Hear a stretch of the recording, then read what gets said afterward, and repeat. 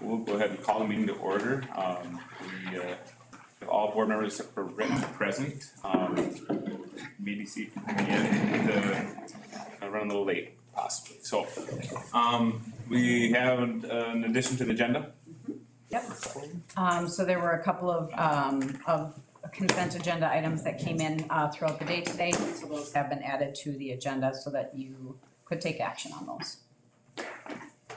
So I'm looking for approval of the agenda. I'll make a motion to approve the agenda. Got a motion from Bruce. I'll second. Second from Cheryl. Any further discussion? Hearing none, all in favor, say aye. Aye. Opposed, say no. Carried. Public comment. I did not get any public comment. So we'll go on to consent agenda. Janelle, I'll let you take off with it. So the minutes are attached. Before I go into the personnel items, Cheryl, do you want to update on bills? Everything was pretty much business as normal. I noticed some indoor air quality payments are coming in. Requisites for starting our big project over at the elementary school. That was the only thing I really noticed that was different. As you take a look at our personnel items, so you'll notice we have presented a football coach hire and a science position. And then you'll see we did have an assistant, so the football staff is on that agenda. You will notice there is a teaching and paraprofessional and a robotics resignation. We have not posted the third grade position, and we'll talk a little bit more about that in our budget discussion as well. Otherwise, you've got the community ed pay scale along with their estimated number of hours. So not a lot on the consent agenda today. So we're looking for a motion to approve the consent agenda. I'll make a motion to approve the consent agenda. A motion from Bruce. I will go ahead and second that. Any further discussion? Hearing none, all in favor say aye. Aye. Opposed say no. Carried. Communication items. Janelle, go back to you. All right, so I wanted to share a couple of things with you. So one of the things that in reviewing the communication kind of our protocol and our hits and where our information was, I recognize that on our news portion of our website, there's a lot of information, but it doesn't have the same number of hits as some of our other areas. So what we have done is we've put together kind of a summary. And this has just some of the highlights from January through May. So we're going to walk through a few of those.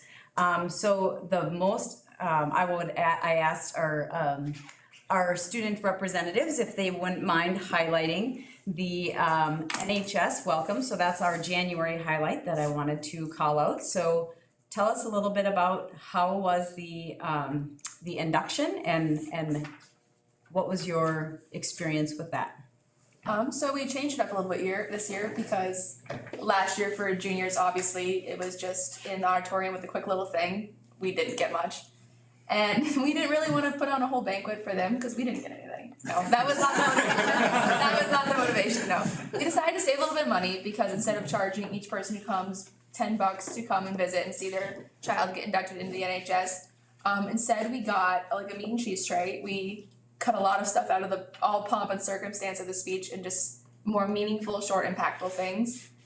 And I thought it went really well. I think it's Kennedy's induction, really so her opinion's more important. It was really cool. I liked it.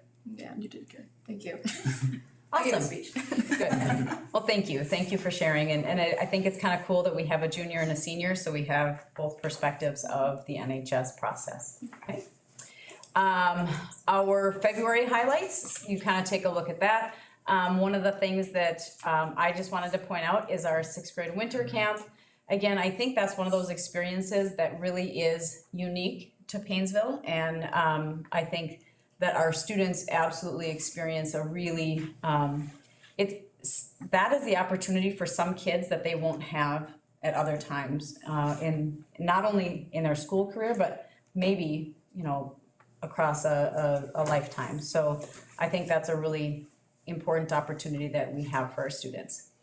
The next one, I'm going to click forward and you'll hear our next highlighted event.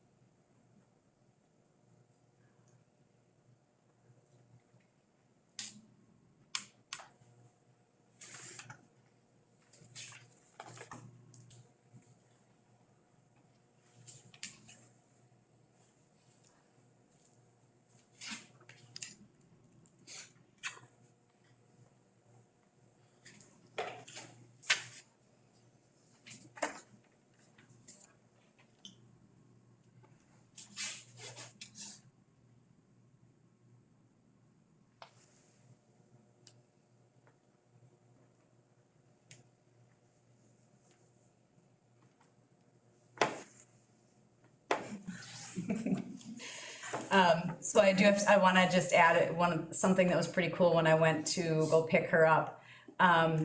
So in her class, her love for reading not only was, I mean, just very passionate, like clearly she loves to read. But it inspired other kids to pick up and read and have some involvement with books that was, that they maybe wouldn't have had. And so that was really another fun kind of segue into like, man, this kid really loves to read and it shows. So that was pretty cool. All right, I gotta do a little volume adjustment before we move on to our next highlight in the month of April.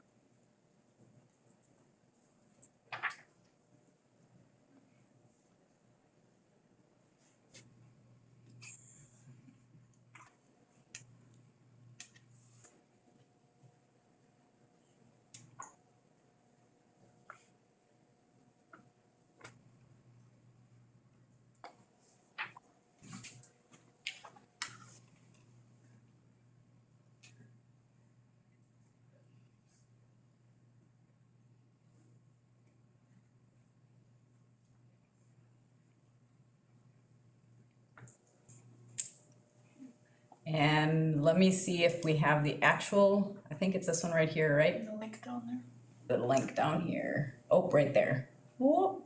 Ah! Gotta get off of here. Oh, shoot. Oh, I missed it. I've got the announcement for.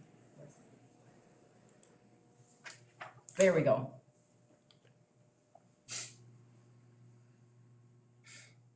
So this was the actual announcement of the award.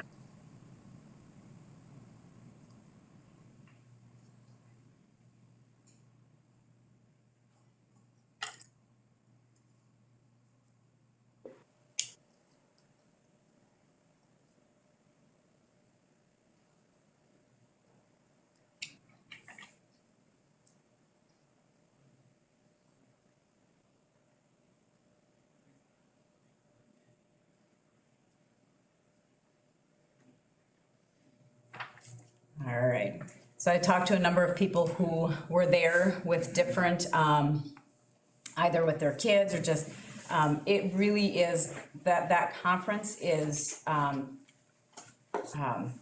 it was quite an honor. And so I thought that was pretty cool to highlight for Ben in our month of April. And then we move on to the month of May.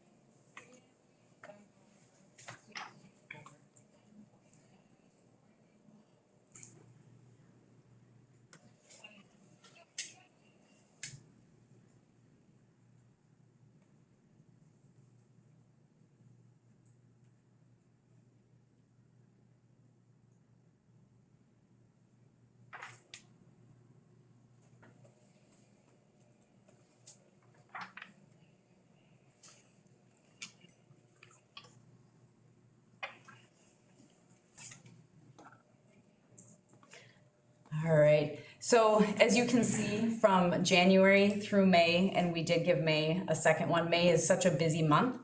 There's so many different activities and outside and kind of the field days, there's just a lot, so we tried to add a couple of extra in May.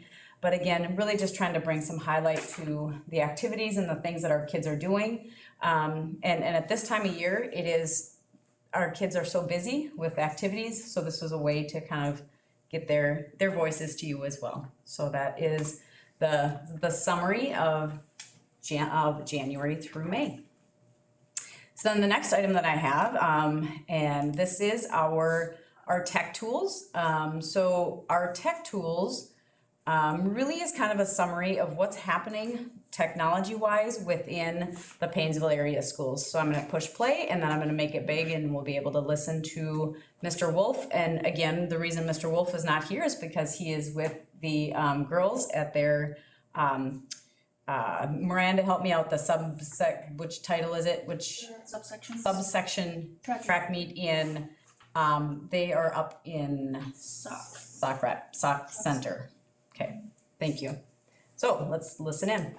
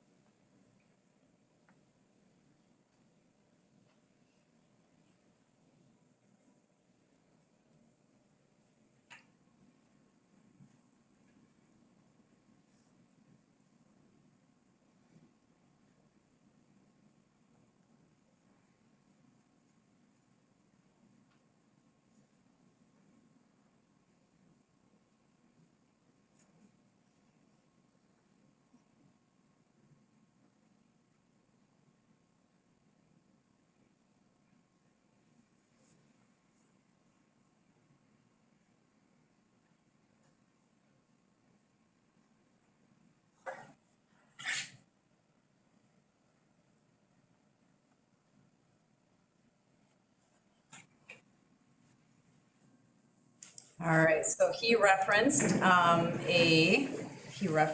to look below, so if you go click on the link to the YouTube video, you will see a doc right down here. There's a Google Doc that has links to the different items that were highlighted in the video.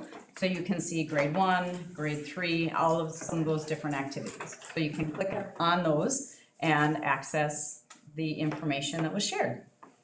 So it's a little bit about what's been happening in our technology world over the course of the last year. Pretty crazy stuff. It's great.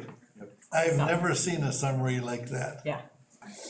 Tell us a little bit about what's going on in here. I know it's here. We never know about it, so excellent. Yep.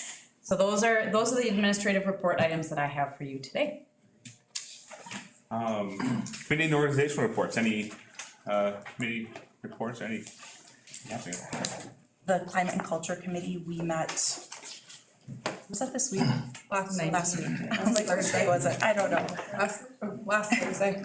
Last Thursday, we met, and we reviewed, the feedback from that World Cafe model that was done in 2019. And then we did it again now, and hopefully we'll continue to do that every couple of years, just to measure and look at, you know, if there are changes, where we're seeing some gaps. And so based off of the feedback, there are some themes that kind of rose up on, which probably won't surprise many people. But I'm gonna go through some of the themes that came up, from our students, grades 4 through 12. It's like desiring acceptance, equity for everybody, wanting to feel valued. There appears to be a hierarchy within the student body, gender, activity, sports, not in that order, but just a hierarchy of things. They want kindness, they want positive, more togetherness, so more grade level activities. Safety from bullying, drugs, chemicals in school, mental health awareness. Things are currently kept under the radar, don't rock the boat. They want diversity, they want fun time and playtime and real life skills. And so there was a lot of information that the committee looked at and kind of dissected. And one thing that was really clear is that there's not one thing that's gonna resolve this, right? Any organization, you have a program or whatever, it's gonna help, but it's not gonna fix things. And so we were talking about having a commitment towards, you know, what could we do to ensure that this is ongoing? It's not like, check, we don't want it to be performative, like we did this, check, we did this, check. Well, we really want it to be ingrained in our culture and climate. And so as we talked about the feedback, one of the things that arose was looking at and prioritizing core values and decision-making. As we talked a lot about, had good discussion about how weaving that into our culture should help address some of these issues. Like if we have a core value of making everyone feel welcome, you know, what does that mean? How do we greet our brand new students? How do we, you know, and the decisions would be based off of those core values to help make people feel more welcome, for example. That's just an example. And the other thing we talked about was a definition of roles and responsibilities. This was an area that we've talked about before as a board. The position descriptions haven't been, not all of them, but a lot of them haven't been looked at a long time. And there was a desire to seek more clarity about roles and expectations. And so starting with just looking at roles and responsibilities, defining them so that there's clarity on, you know, what the positions are and making them available for everybody to see. As a group, we felt, and this group was made up of community members, board members, administration, staff, and teachers, right? Am I missing a group? And we had input from students, Yes, a lot of input from students yes. that was also integrated into this. So one thing we want to do is that we honor that there's frustration. We know that sometimes we want to like fix it right now and with immediate results, and that's just, it's not really possible to, you can't, this work is a commitment, it's ongoing, it's long-term.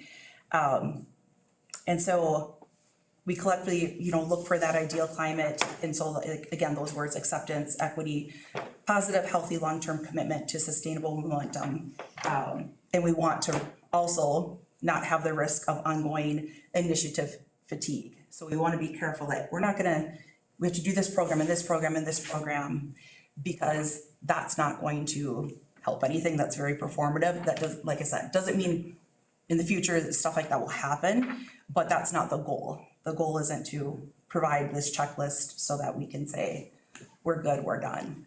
This is very intensive work, it's ongoing, and there has to be a commitment to do this work. And it's hard, I mean, organization I work at, and I'm sure many of you where you work at, this is not easy work to do. And a lot of us wanna know like results right away, and that's not necessarily gonna happen. But, it was exciting to have these conversations. We were very transparent in those conversations, and we don't necessarily have like, this is the next step, when we were careful to, I mean, we have next steps to a degree, but not like, you know, this is the course, because we know we need more feedback as well. So we don't wanna like rush through this just to like say we did something, so that's kind of where we're at. Cheryl, That's a wonderful summary. I just wanna reiterate, we had input from many people. This wasn't just a committee. We had input from multiple students, teachers. I mean, we had a massive amount of comments that we had a chance to read through. So it was, we got as much input as we could, and we're hoping to get more input. So we're working on it. We're really working. anything else or miss anything? And that's kind of just that's the summary of what, there's a lot more that we It was talked about. excellent. Thank you. Maybe organizational. As a board's legislative liaison, I killed two birds with one stone. I served as the House chaplain, and then didn't do any good, obviously. So I mean, they didn't do anything towards the education. They couldn't even get their tax bill done. So I don't think it'll be a special session either. So there you go. Super unfortunate What for is the a- surplus. Just to recognize it's a pretty cool thing what he got to do. Yeah. Like, he had his own office for the day, he's on the floor, it is a really big deal, and at least I think so, I was jealous of him being down there and doing all those cool things.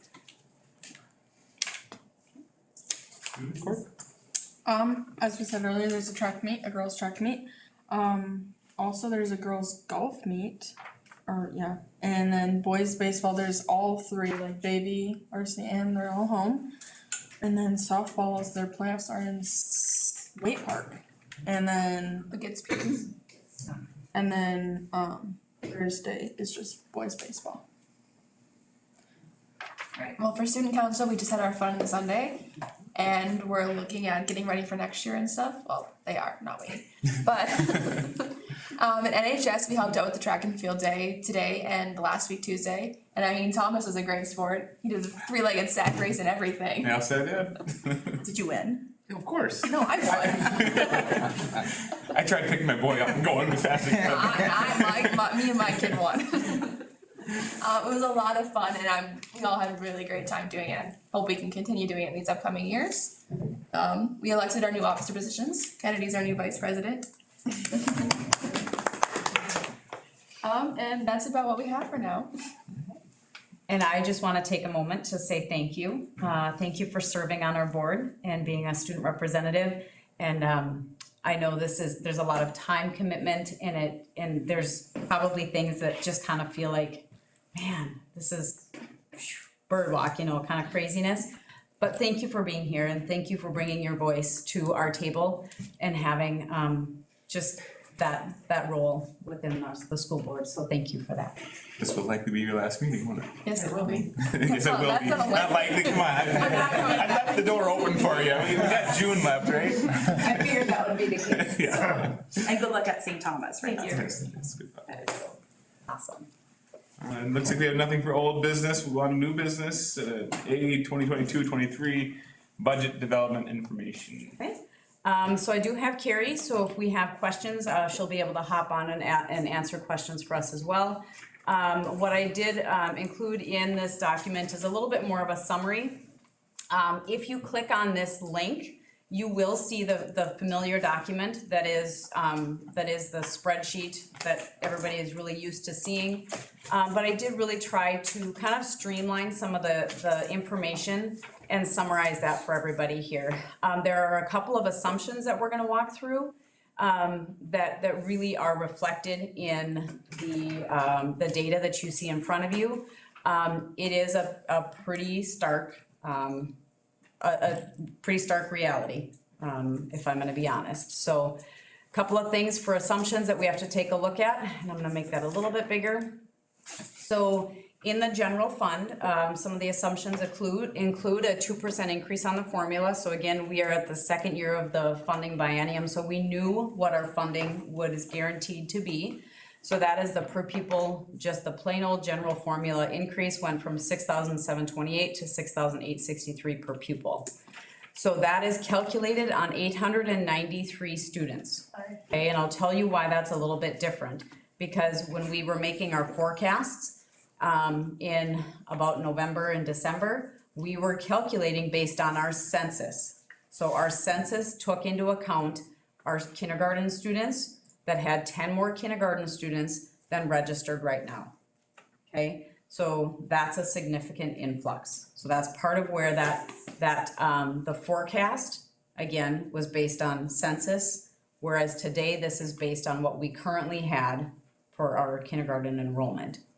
Couple of things that we also have to be aware of that are offsetting some of the general funds. So again, if these grants were not there, that would be additional expenditures into the general fund. So we have the pandemic enrollment loss grant and the ESSER 3 learning funds, okay, the learning loss funds. Expenditure assumptions that were made, it includes all contract increases. Again, we are at that point where it's year 2, so we know those are stable. It included a 10% increase in our health insurance premiums. Just for what we were able to do was secure a guaranteed 10% increase this year and a guaranteed 12% for the future 2 years. And the teachers union approved that approach, so we were able to find stability in that health insurance premium, which in our current market is really preferred, so that is important. The other thing that's taken into account is the TRA employer contribution. So you'll see that again, that's a legislative increase. So that was a 0.21% increase for the employer contribution.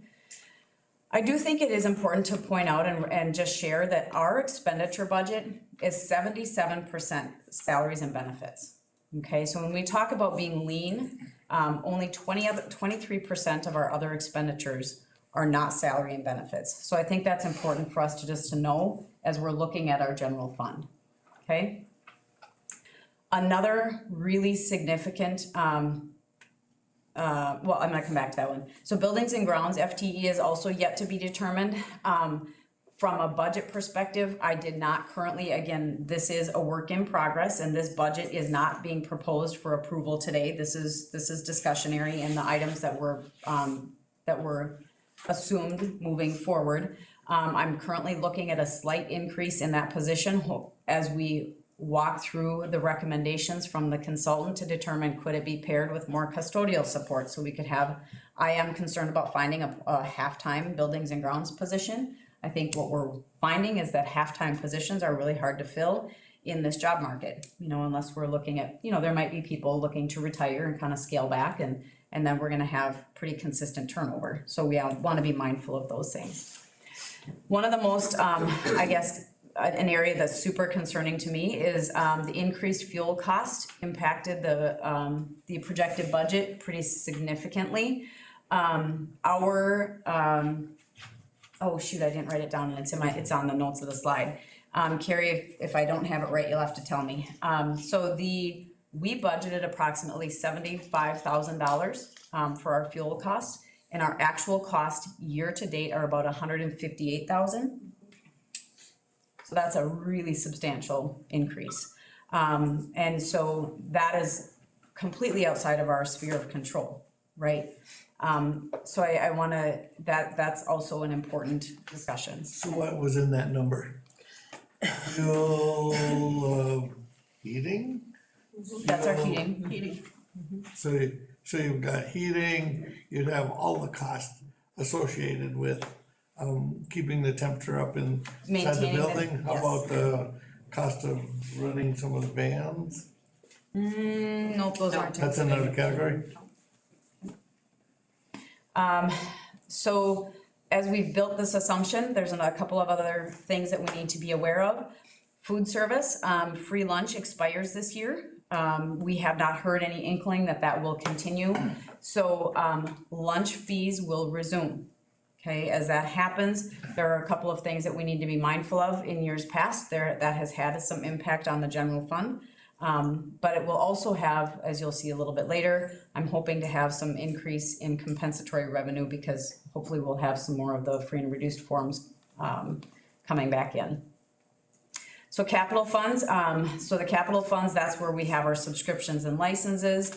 Our long-term facility project money is in there. Again, those are, we have our bond payment, we have our elementary hot water heater.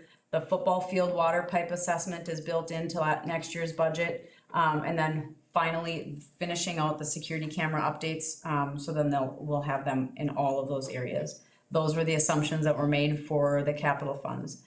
We do have a potential van purchase that's built in. Now that could be removed if the transportation contract is finalized as proposed. And I believe that's gonna be right around $30,000 was what we had budgeted for a van. Construction is the construction fund really just does it, that is going to include our HVAC project, and then our debt service, those bond payments are just, those are set schedules for us that we don't have control over as well, okay?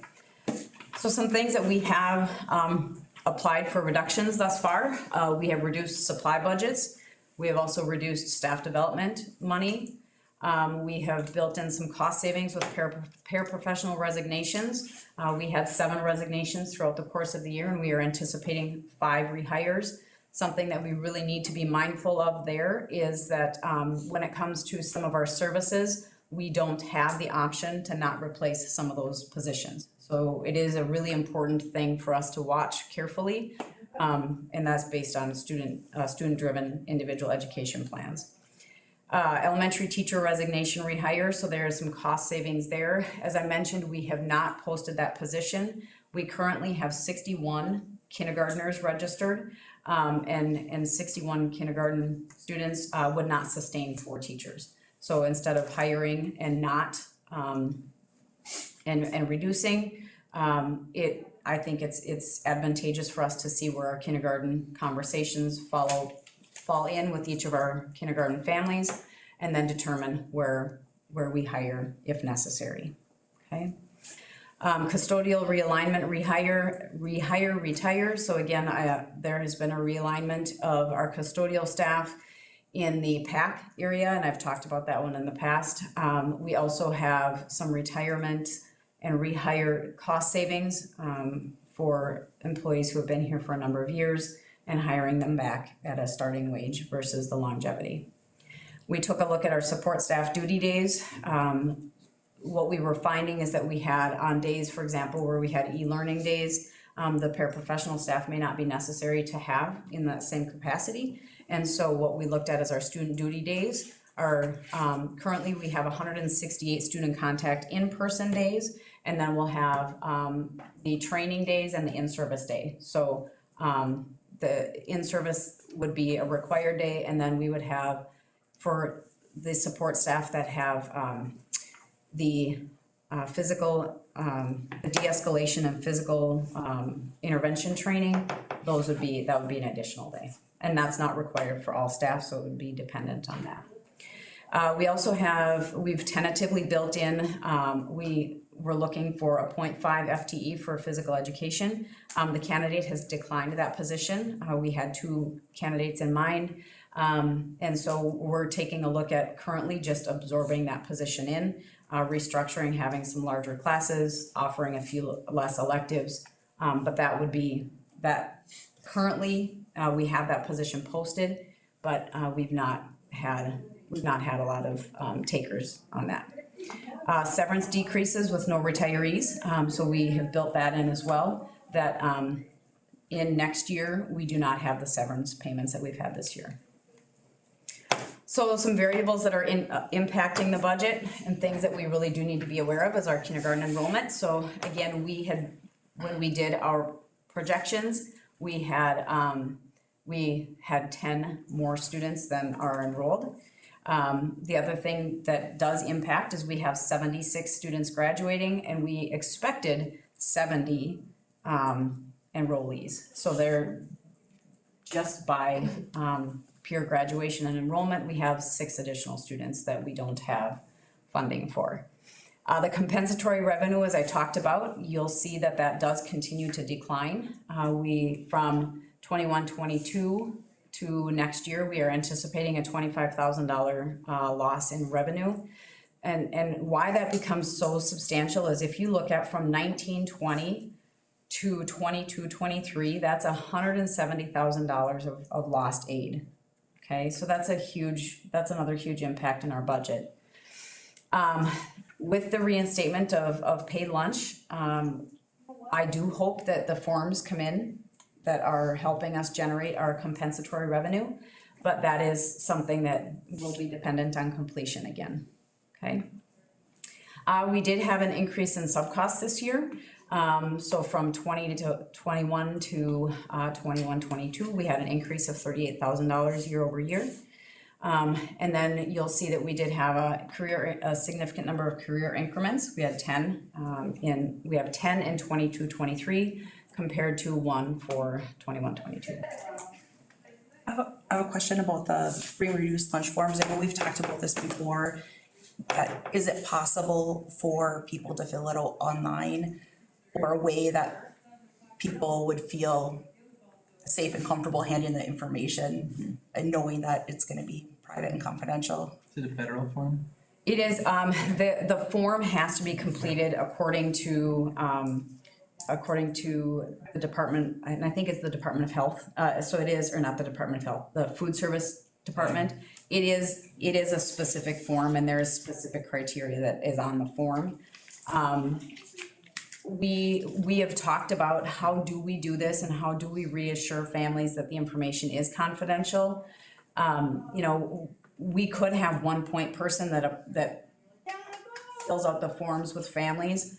My worry is getting people to that point person, or even if we have that point person at different open houses, you know, I think there are ways that we could talk through that. But again, we have just one person that does receive that information, and I, for example, don't know who qualifies, and there is one individual within our district that has that determinant of information. So I'm open to ideas of how could we brainstorm it? Unfortunately, I don't believe filling a form out online and creating like a digital form is going to be an option based on what I've seen.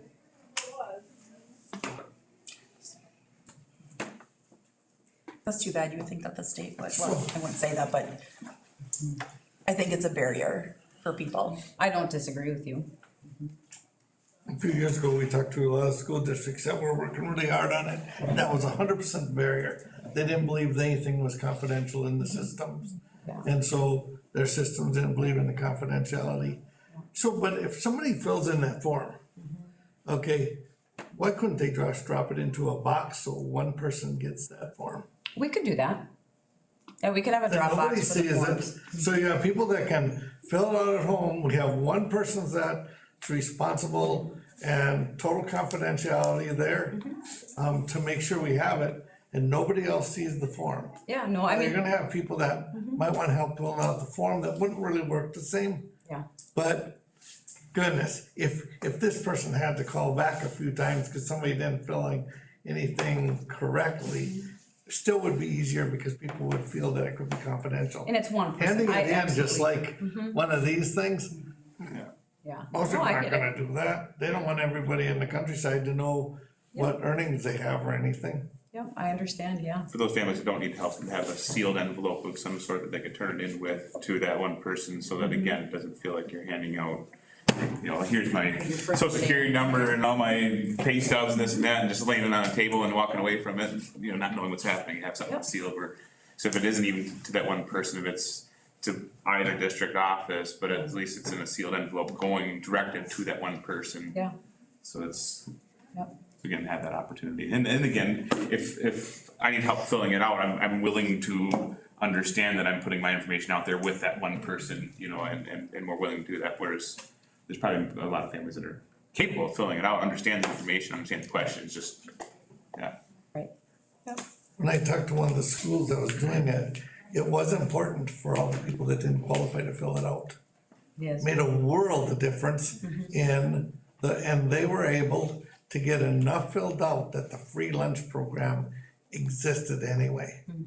So you had a few that were holdouts that wouldn't do it, but by getting that group to fill it out, they were able to offer a free lunch program for everybody, which is good for everybody. Yeah. So confidentiality is 100% it. I get it, absolutely. I have another question. This is regarding to enrollment.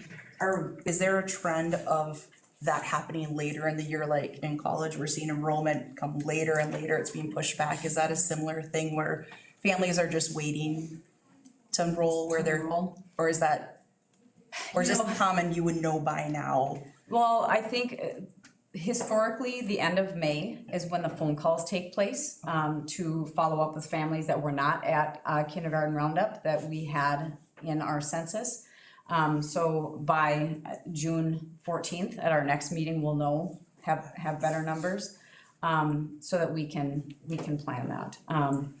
You know, I don't know, I'd have to find out, Maggie, whether that's typical or not, but I know that is our time frame, is typically waited till the end of May and then done the phone calls. We've always had our estimates every year, and we also know what the actual enrollment was. Wouldn't be long, wouldn't take much to make us a comparison.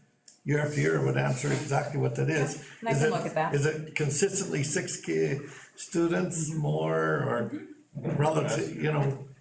I mean, the numbers are all there, we just gotta put it, it'd be a quick calculation. Yep. All right, any other questions or things that you'd like me to be looking at into as we continue to move forward? So I do have another question. So with this budget, and you're looking at this, can you walk us through what some of those next steps are? Because you said you have these assumptions here, opportunities, then Yep. what kind of like when we, Yep, absolutely. So, for me, part of our next step is to address this $461,000 deficit spending. The way that I believe that happens is the administrative team starts looking right now for a worst-case scenario of the referendum not passing. And we have to move forward with reducing at the minimum $461,000. So, as I pointed out to you, we are 77% of our budget is personnel. And I know that this has not been a conversation that the board has wanted to have, but I don't know how we can make those reductions without impacting student class size. And now, again, we'll have our survey that will come out, and we'll be reviewing that in June on the 14th. We'll have the areas of our educational programming that our community feels comfortable reducing. But then that becomes the very logical next steps, is to take a look at what that looks like. I know that I have been one of those wanting not to reduce that. I'm more worried about our tech area, a few of those that don't necessarily have to be there for graduation standards. So we look at somewhat of history when the cuts come. It comes everywhere where it doesn't have to do with somebody graduating. Yeah. Makes it kind of difficult. But when I look at this and I'm looking at $38,000 here, $38,000 there, $40,000 here, this is $451,000. Okay, take any of those and multiply them by 10. We are going to be facing some very interesting numbers. And so with our decision possibly could be that we are gonna dip into the reserve, some portion, but $100,000 in reduction of funds may not work. So, When we're $450,000 going backwards. yeah, let me give you, because by this proposal, and by this current budget status, this brings us below our fund balance policy already. So I know that's a discussion that the board had. I'm gonna just pull up cause I have it in my notes, on the slide, so let me just grab that quick. With that 460,000 out of it, we're still under. No, we are below, If we don't we address have it, of dipped course. below our policy. So when we decide on the budget, depending on how we decide at the end of June, we might as well have that question on the agenda, cause we're gonna have to change our minimum number. Well, or you're gonna have to, Having or a the board is minimum gonna have to number make a that's meaningless. commitment. The board is gonna have to make a commitment to get back within policy. Yeah, I mean, that is going to have to be a discussion. And I think the issues that we're having are, there are, when our enrollment is down and our expenditures continue to increase, there's just not, those items don't align. And so we have to have a different discussion. There was a lot of the conversation that if you take what our annual costs are, and divide them by 12, so you have one extra month. Right, if everything shut down, cause we had a while, the state was pulling all their fancy stuff and they still do that stuff. We were just trying to have an extra month. Well, that's a pretty good hunk of that a big hunk. reserve fund that we want, so we don't have all the breathing room in the world here. We don't. And I think that percentage didn't help us get better ratings. That is one of Having a the strong few reasons fund why balance. we got our bond rating that we got. Yep.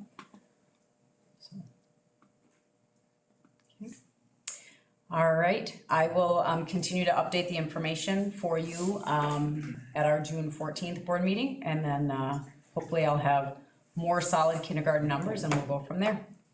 I have another question, and you might not know this, in the area, are districts like us seeing the same enrollment challenges or budget challenges, or is this kind of unique to?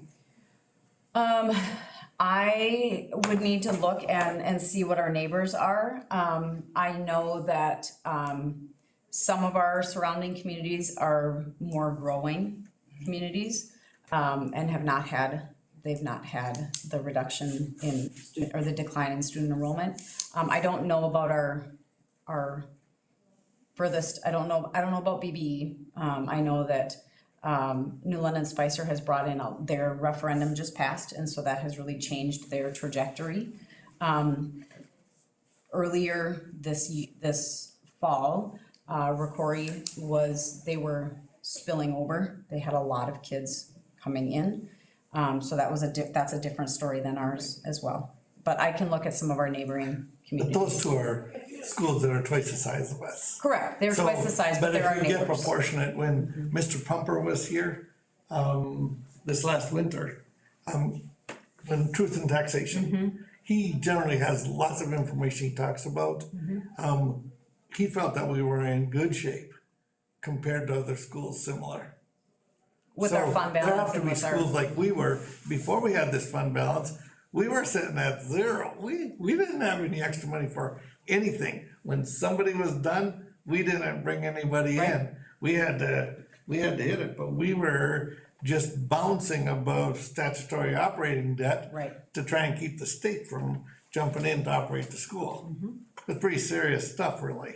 It is. And to your point, Maggie, I can find out some of the that are in our same size, where their enrollment is. I do think it matters where you're proximate to, I think those things make differences, but I can look into that and get that. So I know our projections for growth off of the census is not, like, our area is not projected to, like, Stearns County, it's St. Cloud area growing. But not- So I was just curious if that is Not us. impacting a lot of areas. And then I do have another question.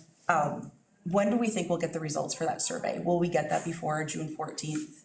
Do you think? I will find out. Okay. When, I'll find out.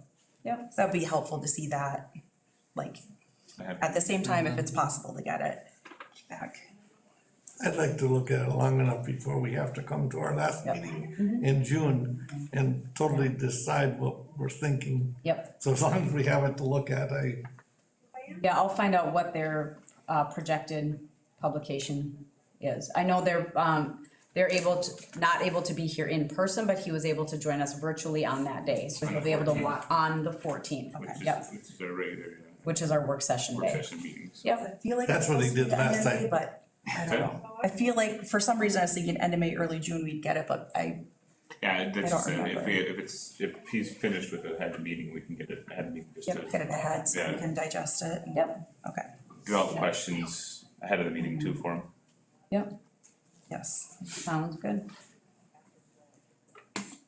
Any more questions on the budget? Otherwise, we'll go to policy review first reading. Okay, so the policy committee met, when did we meet? It was, on April 11th.